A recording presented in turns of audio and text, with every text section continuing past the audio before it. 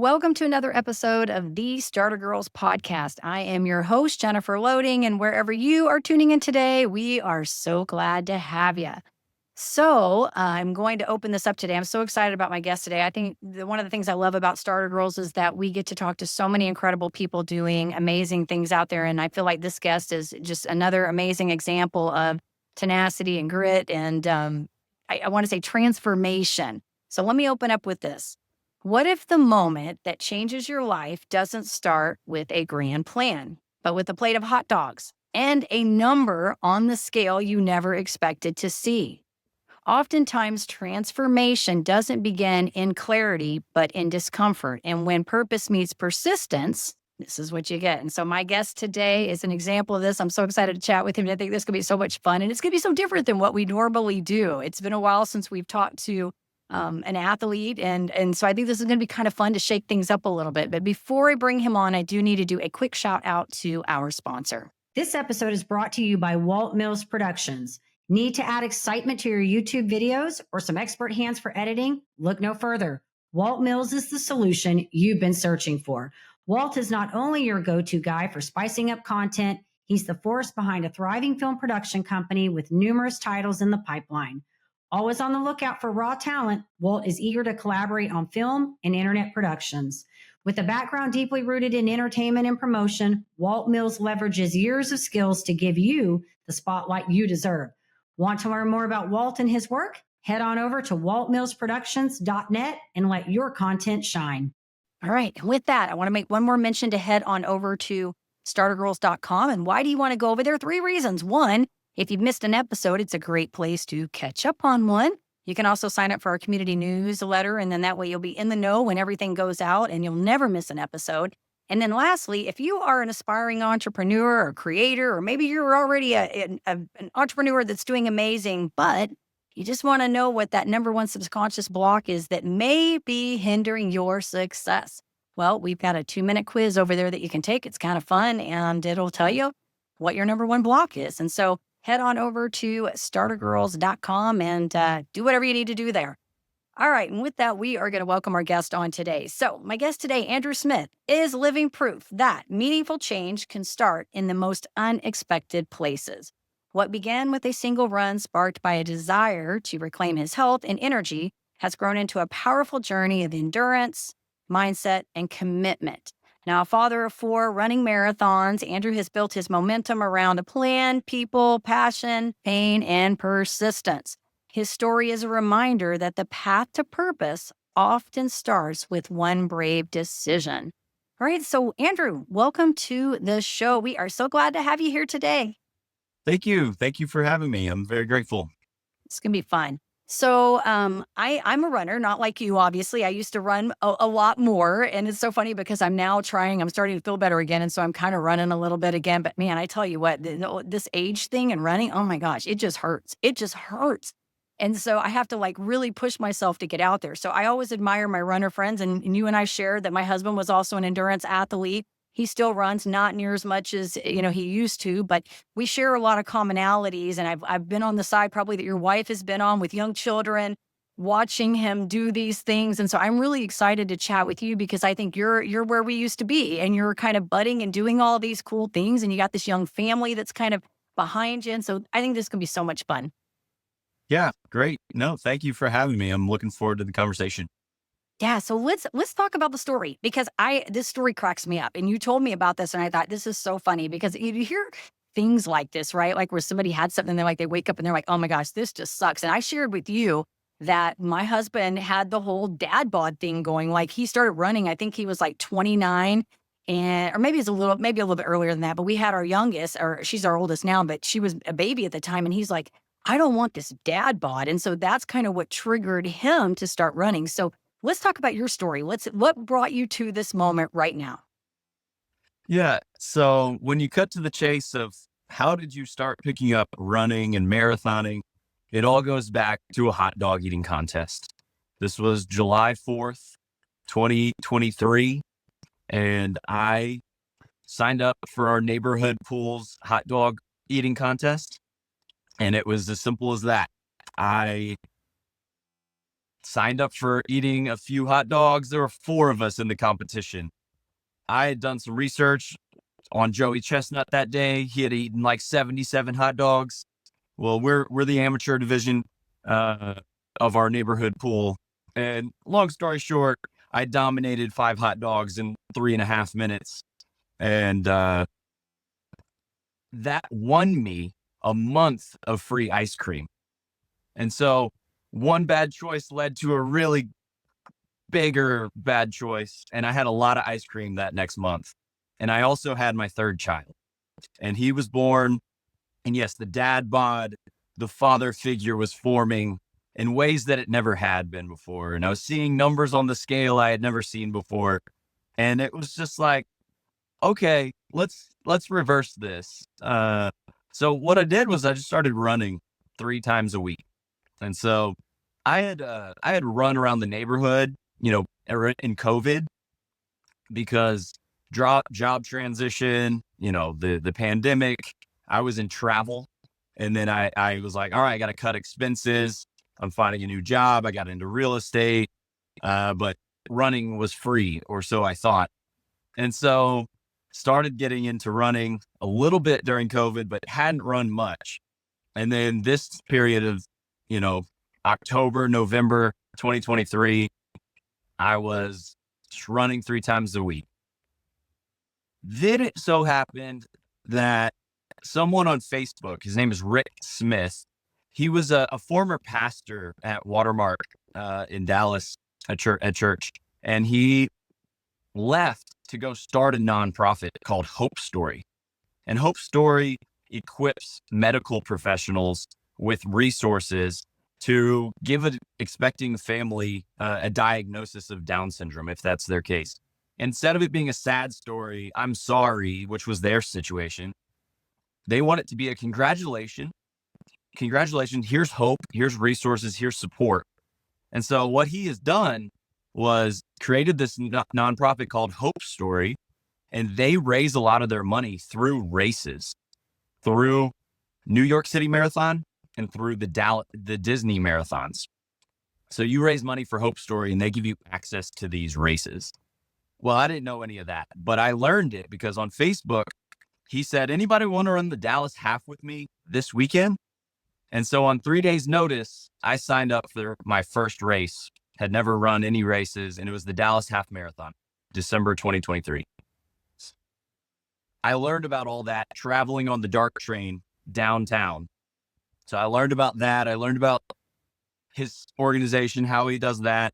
And then we just go and run a half marathon. And it went poorly, to say the least. I didn't know what I was doing, had no formal training. I had brought some biscuits, 2 Grand Layers biscuits. I was like, oh, maybe I'll need that before the race.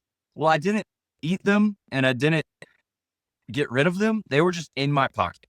So the entire time, if you look back at race photos, I have 2 bulging biscuits in my pocket while I'm running this half marathon. I was given first of all, we ran out way too fast.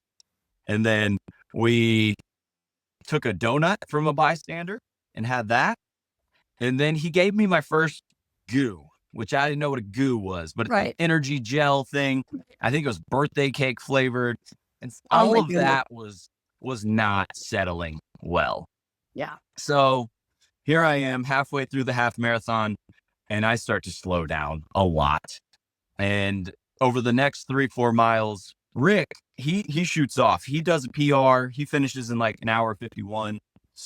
I was going quickly until I wasn't. And I started to see stars. I started feeling faint. I was a mess with Gatorade spilled all over me. And I didn't know what was going on. I did not feel good until about mile 10. I really felt like I was about to faint. I was feeling extremely not good. So I slowed down so much that eventually I heard the 2-hour pace guy come up from behind me. I was way ahead of him, and that was kind of my goal, but I didn't really know where I was. But that guy was the guy I wanted to beat. And so for the last 3 miles, all I did was just try and put one foot in front of the other and hold on. And I felt like every step I could just fall over, but I didn't.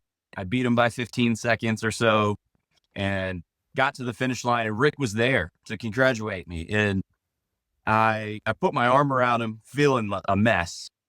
And we grabbed the chocolate milk and the tacos and the finisher medal and the t-shirt, and we're walking to go recover. And I was like, oh no, I forgot my medal.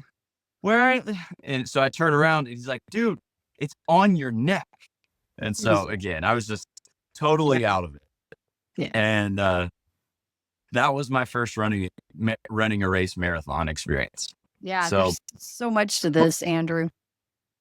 So much to this. It's funny. I'm laughing. And, you probably saw me smile on some of this because I can relate to some of those things. And I'm sure other runners can as well. But I don't know if I shared with you. So I had signed up for this DRC race in 4 weeks and had never really, I think I'd ran a few 5Ks. And just to kind of preface this, years ago, I was teaching aerobics and I would go out and I would just run a 5K and wouldn't have trained. Like I would just go run one. And of course, my legs would be sore the next day. And I'd be like, why did I do that? Like it was so stupid. So here I go and I sign up for this DRC race. And I'm like, I'm going to run this thing. And I think my husband probably ran the marathon at that time. And so anyways, I came out of it. It was awful. But, I remember this is kind of how I had moved into doing keto because when you were talking about like the biscuits and the donut and the goo and all that stuff, like I would take that stuff.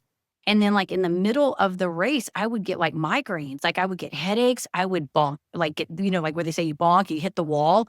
I would just get terrible. And so that's when you talk about like transformation, doing several of those and having several of those races. And it ended up being, I got into trail racing and doing other things where it required, a little bit more strenuous work. And I eventually just got so tired of like the sugar crashing, and that it ended up forcing me to have to change the way I was eating, which ended up working out for me. So I get it when I listen to you talk about this stuff, some of these things that we go through as runners, like the hitting the wall and the sugar and, and then the wanting to beat somebody, the pacers that are behind you because you don't want to let them pass you, right? And try to get in your age group. And you've done some incredible things. And I want to talk about that. But I want to ask you a question about those hot dogs, because we talked about this, about you pouring the water on the hot dogs. Like this part of the story you left out. You need to tell this real quick because I think this is so funny. You mentioned studying your opponents, but tell us about that part.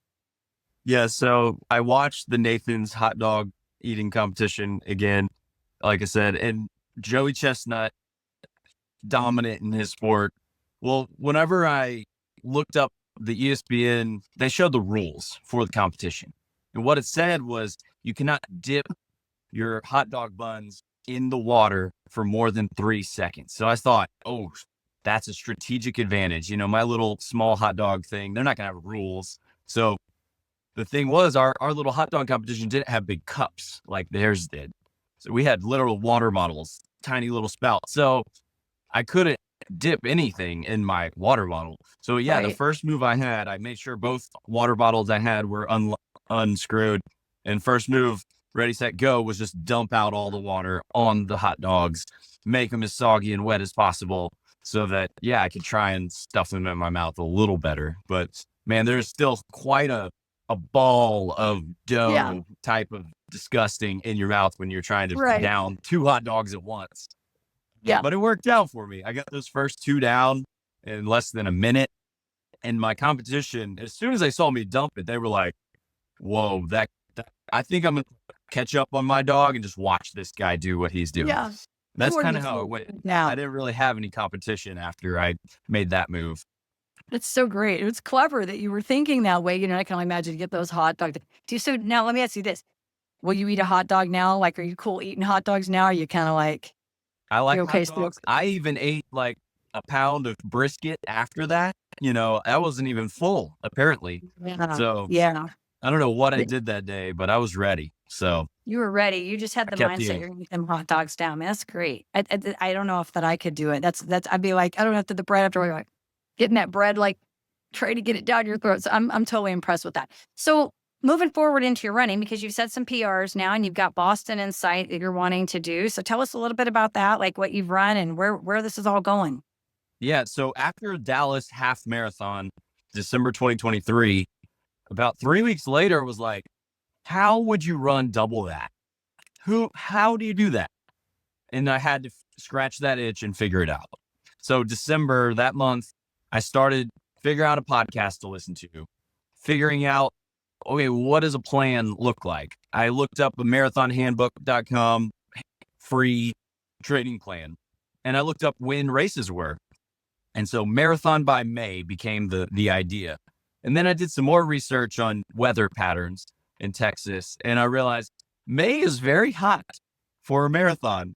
So how about April? So I actually found Irving Marathon April 1st, and that gave me about 14 weeks to prepare. So I looked up the just general training plan. It was like, all right, run some speed work a little bit, do a long run every weekend. I kind of thought, do some cross training, figure out, I like to play basketball, softball, other sports. I didn't want to stop doing those. Run 3 times a week. I was like, I'm not going to overdo it, but I've got to get that long run in to figure out how to get there. So, my first long run in January, I ran 8 miles. And at the end of that, I met my family. My family met me at a park. The kids went and played. And there was a guy in a New York City Marathon jacket. And he was just talking about some people running. And I was certainly interested in that, moving in that direction. And I just butted myself into the conversation. And he ends up inviting me into his running club. So the Canyon Creek Running Club in Richardson was just a free group of people just kind of running. And he's like, hey, track Tuesdays. Let's go. Come meet us 5:30 or 5:15 every Tuesday. We do speed work. I was like, okay, great. So I incorporated that into my routine, into my plan. And to this day, even this morning, I'm running with those guys. So that was a key part of getting the right people around me. And little did I know that I was getting like elite level camaraderie with these guys, because they all run 2:30, 2:40 marathons. So they're running 6-minute miles or 6:15, 6:20s. And it's like, whoa, that's next level. So I get to enjoy the warm-up lap with them before they lap me on the track. But it was the perfect people to start the training process with as I got going, because getting the right people around you is key to making something like this happen. Yeah. So, Yeah. No, it's good. And I agree with you on the people. It's interesting too. There's a lot of parallels when we talk about, like athleticism, be it running or whatever sport it is that we take, a lot, even in business, right? Because a lot of the listeners that listen to this show, I'm assuming we've got other types of listeners as well, but I would assume we've got a good chunk of business owners and people that are in places where they're trying to grow and leadership and that kind of thing. So I think there's a lot of parallels when we talk about this, because you do your training early in the morning, like we just talked about, before the kids are moving. And I get it, because we've had to do that here too. When we were running a lot, our kids were young and we had to kind of navigate. I remember, I don't even know how I did this now. I laugh about it now because I'm like, oh my gosh, I don't even have the willpower to want to do this. But I would get up and, in the morning at like 4 and put my water pack on and go out and run in the dark down the Blue Trail in Carrollton, out and do maybe like 10, 11 miles in the morning, be back before everybody was like ready to get out the door, and then I'd start my day. And now I'm just like, I still get up that early every day, but the thought of wanting to do all that, I'm just like, no. yes. Yeah. You've got to have some motivator in your life that's like, oh yeah, going to do something you've never done or got a big goal. And I think that's what it was for me. I in general like achievement. I like going for something big. I actually set goals in almost every area of my life. And so this is just the one of them.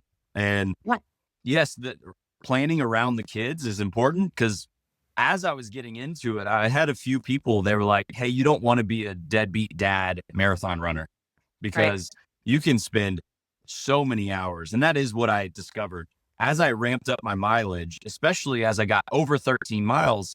That's like, all right, that's a 2 to 3 hour run, but it's like a 30 to 40 minute prep plus a 2-hour recovery when you're just starting out. It was super challenging. And that would end up being 4 to 5 hours of my day. And I try to keep it all in the morning, but sometimes it wasn't. So sometimes it was afternoon and I'm just gone, right? So I really did try to figure out how to put it in the morning, but the first training cycle was extremely challenging and sacrificial for my wife to just continue to hold down the fort as she had to. But Yeah. as I got ramped up in mileage and just PR'd for new longest distance I've ever run each week, it was a crazy process because I'm just mind blown that I just ran 15 miles. Oh, I just tried to run 17 miles. Oh no, I get a call. Baby threw up. I got to go back home. All right. So that one got cut short. All right. I'm going to go for 18 miles. Oh, I did bad planning on how long the route is. Ended up being 19 miles. Right. All right. Here's 21 miles. What are we doing here? I just did that. Then my peak training run was supposed to be a 22 miler. It ended up being, again, a 23 miler. So that was like run from Watermark all the way down around White Rock Lake, back up to Watermark. That was 23 miles. In the middle of that training cycle, Rick Smith, back to the half marathon, he invited me to go run New York City in November. So although I had Irving April 1st on the calendar, my wife and I, we decided we're going to make that our 10-year anniversary trip in November. So November 2023, 23 or 4. Anyway, we decided let's make a trip of it. So I guess I'm just running a bunch this year. Yeah. So basically ran Irving April 1st. It went well. I did it in 4:03. It's like a 9:17 average mile. So that was pretty good. And then I took a couple months off and then had a whole nother hot training summer marathon cycle for New York. New York went really well. I did it in 3:48. And so that's like an 8:48 average mile, but it's super hilly. It's very challenging with the bridges and such. Sure. And that was fun. And I was like, I'm in better shape than I've ever been in my whole life. I've run a couple marathons. That's so cool. Never expected that. And I was like, hey, Becca, it's my wife's name. What could I do on a flat course? Can I sign up for another one? And so she's like, yes, happy birthday. Here you go. So I signed up for Houston in January 2024. And that looked like, so I had a mini training session, and that guy I ran into on my first long run, the 8 mile, he ended up coaching me. And so that actually helped a lot. And what happened was, I always set an A goal, a B goal, and a C goal. Sure. C goal was always like, this is more than attainable. B goal is kind of the target. A goal is a stretch. So the stretch goal for that one was 3:30, and I beat that. So I beat the stretch goal, and I did a 3:29, which was a 7:59 average mile, 8-minute mile, basically, for a marathon. So a huge improvement over 8 months. And that was kind of it. It was a huge, thrilling, emotional finish. And from there, we were pregnant with our 4th kid. So I was like, all right, that's it for now. That was the season. So in this time last year, all spring, summer 2024, I kind of ran, but not much. And then our 4th child was born in August 2024. And then he started sleeping pretty well, generally. You got back up and started to run again. We're never sleeping great, but we were just like, I think I want to keep doing this. So in October 2024, signed up for Houston again. So didn't do any marathons for a full year, but I had a full training cycle. And the key difference in that training cycle was I found a guy in my neighborhood who was my speed. So he had a coach who was my speed, and I was able to integrate into his plan and just have someone to literally wake up with, and we could go run wherever. Right. So having Michael Groves join the story is a key part of this, I think. He and a friend named Ray, he's an ultra marathoner. Ray has done so many 50 milers and 100 milers. It's like, what? But he's not as much of a road racer. Anyway, so back to Houston, set my A goal again really aggressively at 3:15 this time, and I beat that again. So Houston 2025, I did a 3:14. So that's a 7:25 average mile. And then I signed up for one more back in my wife and I, we're high school sweethearts. We went to Lafayette High, and then we dated long distance through college. I went to Baylor. She went to Mississippi College. We got married. We moved here. That was 12 years ago. Gotcha. But back in Lafayette, so that family could come and support, I did the Zydeco Marathon. So this was just this past March, a couple months ago. And so had a little bit of training, didn't incredibly improve, but I still PR'd. I did 3:12. So Wow. that's like Yeah. a 7:21 average mile. And, this whole journey's just been like, all right, if I improve another 15 minutes, like I did from Sure. 3:29 to 3:14, or I'm getting to the point that's like Boston is a possibility. Right. Getting to that Right. 3-hour threshold is now like possible, but it's also daunting because it's not just the threshold of 3 hours that you qualify. There's so many people that qualify now for Boston. Yeah. This past Boston that just happened a few weeks ago, it was like a 2:58 that you had to run. Well, Cut off. Wow. next year it's projected to be more like a 2:56, 2:50, who knows how long. So like, all right, my actual goal needs to be 2:55 if I want to actually run Boston in 2027 is really what I'm shooting for. Aiming for. So You're gonna do it. You're gonna do it. I I think mean, this story's if great. not, if not this January at Houston, then maybe next year. But I'm taking the long-term view, right? I'm not that fast yet. I'm still in my training. And every month, what I enjoy, whether I was in training or out of training, meaning like last spring and summer when I wasn't training, I always Sure. tested my 5K time. I ran it as hard as I could. And that was always a good data point to see how fast am I or how much am I slowing down? So Right. in not training season, I was slowing down 10 seconds, 5 seconds, 30 seconds. And then as I got back in shape this fall and winter, it got faster and faster and faster and faster. So it's been really fun to train, to see that result and have that data point along the way to see how the plan is working and how I'm getting faster. Yeah.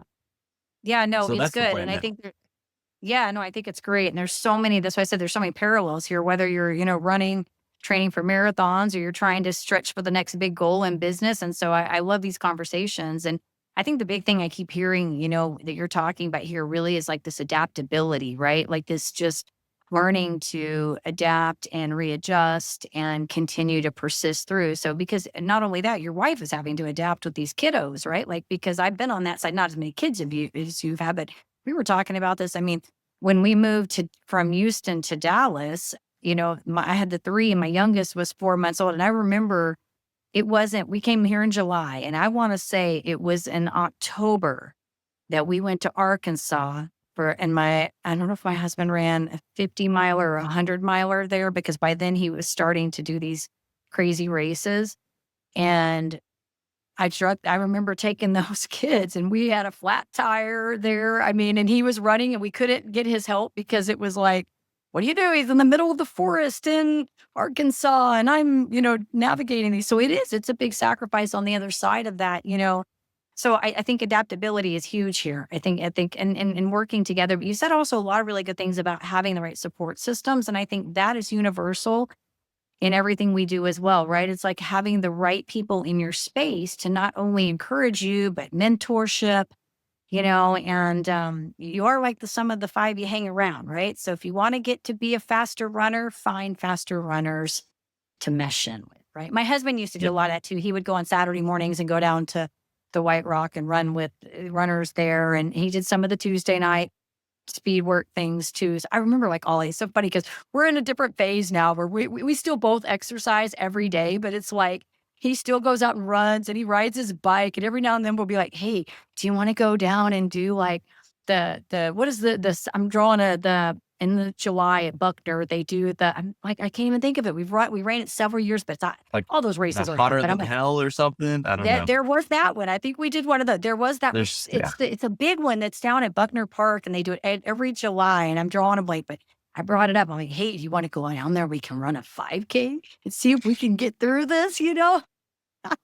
It just cracks me up. We're just in a different place, but I think it's good. And I think if you're enjoying it and wife's on board, there's a lot to be done Yeah. with this. And you guys can travel. And Boston it's a fun, it's cool. I will tell you this. If you go, maybe find babysitter for the kids because it'll be a lot easier if the wife wants to go, and tell her to plan the tram because I'm not kidding you. Like I rode all the way out to see him at the halfway and I did not make it back to the finish line. He finished before I got back because it's so crazy busy. And just to like get to where at the finisher, when you come in at the finish, every block is like an alphabet lettered name of people. So wherever you are, Smith, you're way down there. Oh, we were in the middle, but you had to get like through all of these masses of people. But it's fun. It's a fun race and there's a lot going on there, and go for it. I say do it. I mean, you need to do it at least once. I think my husband ran it in, I want to say 2002. So it's been a while. It's been a while since we did that. He did it and got it done. And then he moved on to trail running and really enjoyed a lot of that stuff. And, it's a different world, but it's fun too. It's different. You might end up there someday. Who knows? You never know, right? Yeah, absolutely. That's the goal for now. I do have long-term ambitions. Like I don't see later why I couldn't get into triathlete stuff, Ironmans and that sort of stuff. I don't own a bike right now. I can't swim that great, but I think that's going to be a natural extension of this one day after I'm kind of done with the road racing, achievements. And so Olympic marathons sound like a general distance that's comparable. And then you get into your half Ironmans, which is a big step up. And then full Ironman's a whole nother ball game, but it's not it's just as crazy as these ultras that are 100-milers. They're all crazy, right? All you that. You do them all, right? Yeah. Go for it. So, yeah. But right now I'm just enjoying the season of trying to get faster. I'm getting more efficient with my training, so I don't have to waste as much time away from the family. Again, I'm just trying to do it 5 to 7 a.m. every weekday.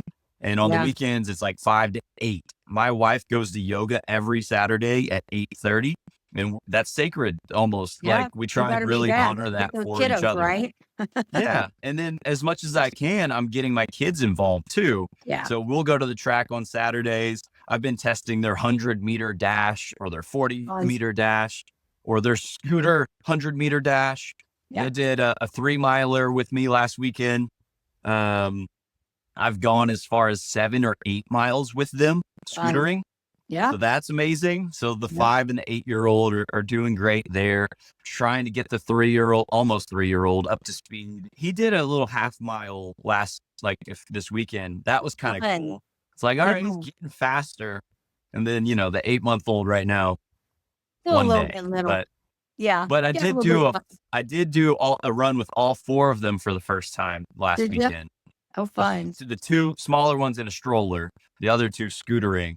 So that was kind of cool. Yeah. But oh my gosh. I laugh at all because I just remember doing like the double, the scooter, the stroller, running with the stroller. And all I'm going to say is so funny. But I think all of our kids, all 3 of ours at different time ran. I had 2 that went into cross country and track. One ended up getting a scholarship to run. But all of them, I remember Kara, my oldest, she's 28 now, but I remember taking her, we were in Houston still, and her doing like a 5K. I have pictures of her. I mean, she was little, she was a toddler and had her little number badge on. And so we tried to kind of do the same thing, get them all in. And Kara did a little bit of cross country in middle school. And then Paige and Sean kind of went on and did it in high school at different times. And so it's free, like you said, and it gets everybody moving. And if you're enjoying it, it's great. I would love to ask you this is kind of a mindset question. I know we don't have much time, but I know somebody listening to this has heard all of these. And we've talked about like the discipline, adaptability, all of these things.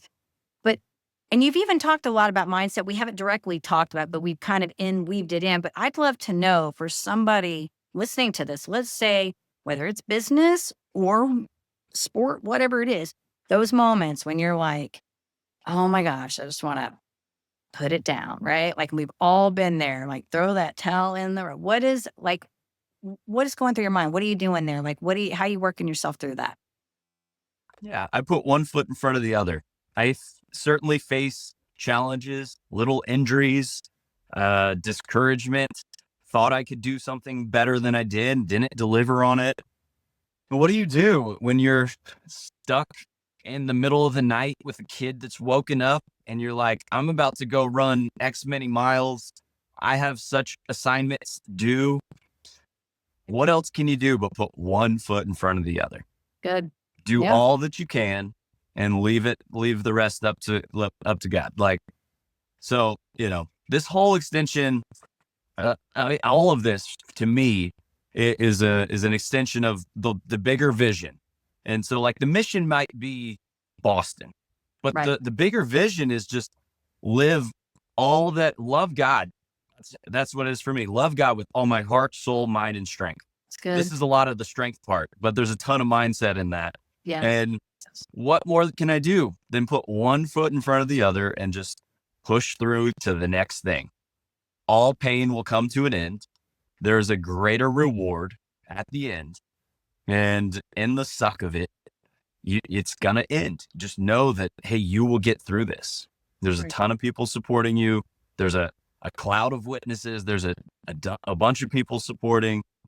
And so whether that's business, whether that's running, absolutely, you can continue on and make an inspiring story. Right. Yeah. So that's my mindset. That's my bigger why I do all this. Yeah. And that's just, fulfilling my purpose, my potential, I hope.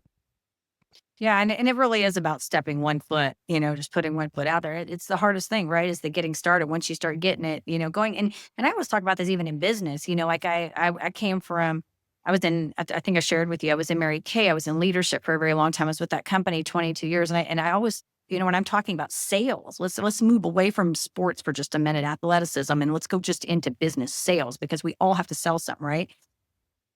When I was in that business, I was selling cosmetics. Okay. So we're doing makeup, and there would be this period. I always used to talk about this. I call it the crash and burn, phase. It's where you're like got the momentum and the stride and everything's going well. And then you sort of stop doing things you like because you're riding the high. Right. And then guess what happens? Everything stops. Kind of like you were talking about the running, right? You scale back a little bit. And then what happens? You have to get the momentum going again. And it takes a little period of time to get the momentum going. And so when you said the one step forward, I also attribute that, to just trying to keep consistency, keep moving, right? Like keep going, even if you're not going at the highest pace that you want, or at the highest of your peak, right? Just continually keep moving, because the starting over is harder, right? And it's no different in what you're talking about running as it is in business as well. Every time we get that high, and then we're like, okay, I'm coasting now because I did really good. Now let me celebrate. I'm going to stop. And then guess what? You got to start over again. So I think it's great. I love that you said that one step forward, because I know you're talking about it in just in the middle of, of something going on that could potentially stop you, but it's so good and really in just staying consistent too, right? Because we're not always going to be at our peak, and we're not always going to be reaching a goal. But if we're staying consistent, we can keep moving towards the bigger overarching thing that we're trying to do, Yeah. Putting one foot and step in front of the other doesn't mean always running. I'm talking about like, get out of bed. Yeah. Brush your teeth. What is the next little thing you need to do for your business? Yeah. Who do you need to call? Right. What list do you need to create to get organized? Right. What person should you be in touch with? It's just simple things. And especially when you're really in a mental crisis, if you're depressed, if someone's just died, if like you're really challenging things, that is just real. Sometimes you just need to grieve. Sometimes you need to rest. Yeah. Whatever that next step is, it's just like, you don't have to worry about tomorrow. That has enough worries about itself. Like, just worry about today. What is in front of you? Take it one step at a time. Yeah. Right. That's how it's manageable. When you just think, what is the next thing? What's the next thing I need to do? Yeah. I don't know about you, Andrew. Like I give myself sort of like time limits on things. Like when we're talking about like dealing with things, like if I'm really in a moment where I'm feeling stuck, like I'm a very action oriented person. So when I say that, and maybe you can relate to this, I'm sure others can. I don't have the capacity to sit and dwell in stuff for a very long time. Like my natural tendency is, let's go to work. Let's get into action. So whether it's, if I wake up tomorrow and I'm like, man, I'm not big on exercising myself out of a bad diet. I'm very conscientious about what I eat, but I just got back from a cruise, And I did pretty good while I was there, but think I snuck into desserts like one night. I had a brownie because it was like, oh my gosh, I need one bad. And the next day I got up, I'm like, you know what? We ain't doing that today because no, no, no, no, no. So I'm not one to stay stuck in things. I go into action. So in a moment like that, I'm going to be like regrouping immediately. But if there's something that's really hard, like I need to sit in that emotion. And I think what you said, allow yourself to go through that. Like I will tell myself, like, give yourself a time limit to sort of grieve, pout, get mad, whatever that is.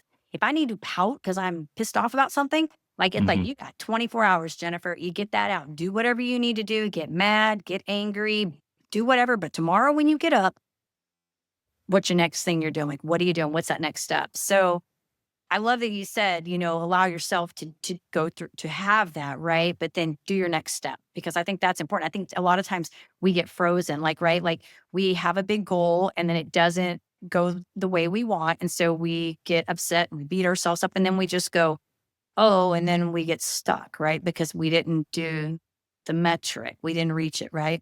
Instead of just saying, what's the next step I can do to do it again? Because you're still further than you were when you started. Even if you didn't reach the goal, you're still further than you were the day one when you started the whole thing, Yeah. So you're still winning is the way I see it, right? Yeah. It's easy to compare yourself against your former self or where you used to be. And Yeah. that's how I think we should compare ourselves. But Sure. even it's not all about achieving. Like Right. in 10 years, do I expect to be running as fast as I am? No, that's not a fair comparison, even against Right. myself. But I can set a new goal in a different way. I can set a different type of metric. And that's what it is. We get to choose, especially in sports things that don't really matter. I But agree. in business, set your goals and do what you can. And, don't worry about all the rest and don't care about what Fun, everybody right? else says, right? Yeah. Yeah, have fun Enjoy with it. it. I think that's the biggest lesson I've learned now that I'm in my 50s. I think it's just to enjoy the process. If like something I could tell myself when I was younger, or maybe somebody, like you guys, enjoy the process. Oh my gosh, enjoy your kids because they grow up so freaking quickly and then they don't need you anymore, but even the running, enjoy all of it because it goes so very quickly, and you do different things. Like you're talking, maybe you are still doing the same. I don't know, but you go into different places and you can change your goals and your metrics. And like I tell people now, like I work out every day. And if I go out and I do a little bit of, like I've been running like 2.5 miles and I've been pretty cool with that because for a while I was sick. I couldn't. And so now I'm happy because I'm getting back out there and doing it. I'm not going to lie. Like I said in the very beginning, it hurts. But when I'm done, I'm like, yes, I'm done for the day. I've got my workout. I feel good. And we just change the goals, the metrics change and what we have planned to do. But I think you're doing great stuff, Andrew. I'm excited to see what you do and where you go with this. And who knows? I mean, we might be seeing you. We used to pull up the racing things in the papers and stuff. I still have pictures that come up on my phone where I told you my middle was a runner and she ran her first marathon. I ran it with her in Tulsa when she was 16. She did on her 16th birthday, actually ran her first marathon. And so I would every now and then get the photos, my memories in Facebook that come up that I'll see like where my husband's done something or I've done something or Paige or, Sean or whatever. It's fun to see those things. Like, look what we did. This is kind of cool. We were sort of badasses at one day, one time. So it's fun. So I'm excited to see what you do and where this all goes and, enjoying it and hope you have fun doing it. Yeah. Appreciate it. Thank you.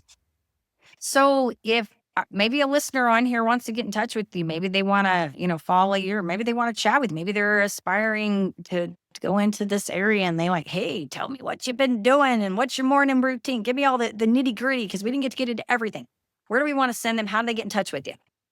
Sure. So my full name is Andrew Moss Smith. And so that's kind of my handle for everything. Andrew Moss Smith at Instagram / for LinkedIn, Facebook, Andrew Moss Smith at gmail.com. So those are all the easy ways to get in touch with me. Perfect. And I'm sure we'll be seeing more of your stuff, kind of floating through there somewhere. You'll keep us up on everything. So this has been fun, Andrew. Thank you for sharing your story and hopefully inspiring our audience. I'm sure that they're going to find something amazing in this. And who knows, maybe we'll get some new runners out of all this. Sounds good. Yeah. Thank you so much for having me. Absolutely. And of course, to our audience, we appreciate you and hope, like I said, that you found this episode both informative and inspiring. And if you want to get in touch with Andrew, we're going to put all that out there for you in the show notes. So you'll be able to get in touch with him. And you know what to do if you like the episode. Share it, comment, do all the things, subscribe so we can keep sharing all of this fabulous content. And as I always say, in order to live the extraordinary, you must start, and every start begins with a decision. You guys take care, be safe, be kind to one another, and we will see you next time.